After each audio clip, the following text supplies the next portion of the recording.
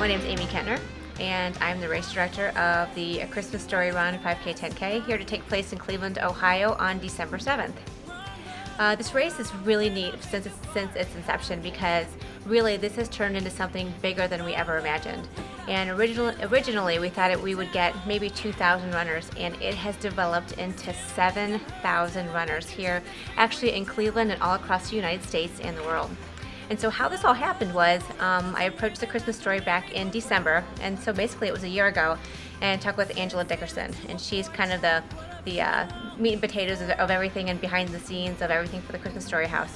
And I'll never forget it, because I was so nervous and got up the courage, and she said, "Don't talk to me now, we're in our high season, talk to me in January." So I go back to Angie in January and set up a meeting. And I remember it was wonderful, because I got to talk to her actually inside the Christmas Story house on the second floor. So what an awesome experience to actually pitch a race to her actually in the house where the movie was made. So I talked with her about everything, and at the end of it, I actually showed her some templates of what I wanted to do with the race and kind of what I envisioned it to be. And when I showed her a leg lamp that had 2 legs that actually runs, they just fell in love with it, because they had never seen that concept before, and I think it really has taken on a different direction for the Christmas Story house. So we decided to definitely do it and go for it. So with our connections with Runner's World magazine, I actually pitched it to Runner's World. And that's kind of where this story really takes a turn, because with Runner's World magazine, I asked Bart Yasso if he would feature us as the race of the month for the December issue of the magazine. And of course, Bart is a huge Christmas Story fan, so he said yes right away. But in order to do that, never in the history of Runner's World magazine had they ever featured a race of the month that had never taken place before. So we had to actually stage a race. We had to scramble to do that in March, because we wanted to make sure that it was before all the grass got green on the ground, and the trees got their buds and everything.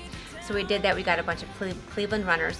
We got them dressed up in bunny suits and leg lamps and fragile box costumes, and put bibs on them, and basically for 2 hours we ran back and forth in front of the house, back and forth, basically to get the shots. So we did that, and we got them cleaned up, and we sent them to Runner's World magazine along with the medal. And I'll never forget it. It was on a Thursday in May, and that night I came home and my phone just blew up, which is crazy, because there was tons of text messages, emails, and phone calls, and I'm thinking, what's going on? So I call, and it's the Christmas Story house, and they said, "Amy, what happened?" And I said, "What are you talking about?" And they said, "The medal was leaked on Facebook, and we're getting hundreds of emails." Well, what happened? I said, "I don't know what you're talking about." I said, "Forward the emails on to me, and we'll figure this out." So we did this, and basically what had happened was Bart Yasso from Runner's World, and he's the head of Runner's World magazine, he posted it on his Facebook page. Well, Bart Yasso has 9,000 friends, and what he posted was this, and this is the medal. And it's a running leg lamp, and pretty much the entire United States basically made a big call out to the Christmas Story house and said, "We want the medal." So what we did was, instead of it just being for the age group winners, we actually made the medal available to all the runners. So now, instead of it being a winner's medal, this is a participant medal, so everybody gets it when they cross the finish line. The second thing we got was, all across the United States, people were saying, "I can't get to Cleveland, I want to run the race too, can we do a virtual race?" So that's where we go, and we ship everything to you anywhere across the United States. But the third thing we had was, we got a call from the military in Afghanistan. And the military that's over there, they knew that they were still going to be deployed overseas at that time on December 7th. And they want to have a Christmas too with their family. So on December 7th, they're going to run the race in Afghanistan at the same time their family's running the race in the States, and they're going to have a Christmas together, even though they're separated. So what we did was, we dropped all the shipping costs down. We do APO shipping for them, and it's basically because they serve our country, we wanted to give them Christmas too. So really, this originally was supposed to be just a small Cleveland race. It's actually really just taken on a life of its own, and I think that's one of the neat things.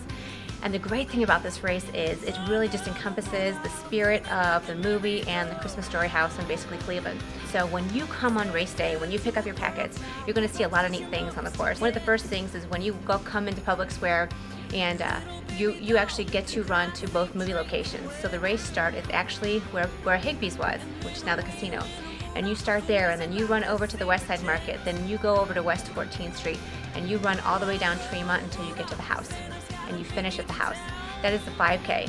The 10K does the same thing, but it turns around and it comes right back, and you finish down in Public Square. The neat thing about the race is we have a big Jumbotron in Public Square, so it's going to be playing the movie all throughout the race time. So from 6 a.m. to 12 noon, the actual movie is going to be playing for the runners. Your bib actually gets you free entrance to the Christmas Story house, so it's really great for those Christmas Story fans to be able to take advantage of that. We have 24 signs along the courses. They're all facts about the movie. And we have water stops, and the water stops are all themed. So one of the water stops will be a bunny water stop. The next water stop will be a leg lamp water stop, and so it's going to be really a neat thing for the runners to be able to experience that as well. We also, through the Christmas Story House, they got a product donation from Ovaltine, so everyone gets Ovaltine at the finishes. And I think that's one of the things that really, really makes this race, is to be able to incorporate a lot of the themes of the movie actually into it. We also have the 1937 Oldsmobile that's going to be out as well.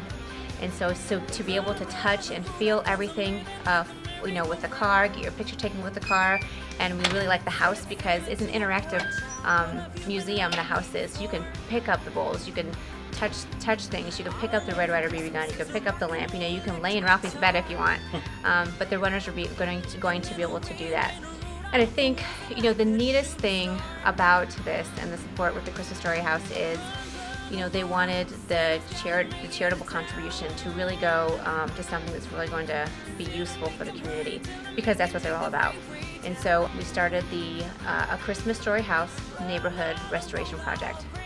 And it's a 501c3 charity, and basically the Christmas Story House, they feel that the neighbors have been very instrumental in the tourism, and there's people that come on their streets all year long, and park, in front of their houses and different things like that. And basically, the owner and the Christmas Story House want to give back to them and help fix up, some of those areas in West 11th Street surrounding the house. So they're going to help the neighbors restore some of their homes and their areas, and help, if they need that roof, get that roof. If they need that furnace, get that furnace. And just some of the things that we all need that maybe sometimes we always can't afford, because there are really good people that live around the house. And that's pretty much the spirit of the run, and how we're going to make this a successful run for us for 2013, how we're going to continue it in future years, and then how we're actually going to help Cleveland restore some of the neighborhoods. Themed races are really important to me because there are a lot of cookie cutter races, that we have, out throughout the United States that are very important, and they all serve a need. And I want to be able to help support those and do things with those.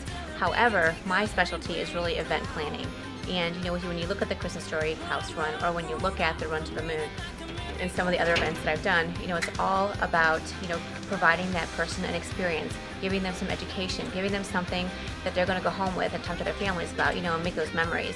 That's what the Christmas Story House run does, is give them that memory from that movie, from that period of time when they first saw it, or when they watch it every year, on TV.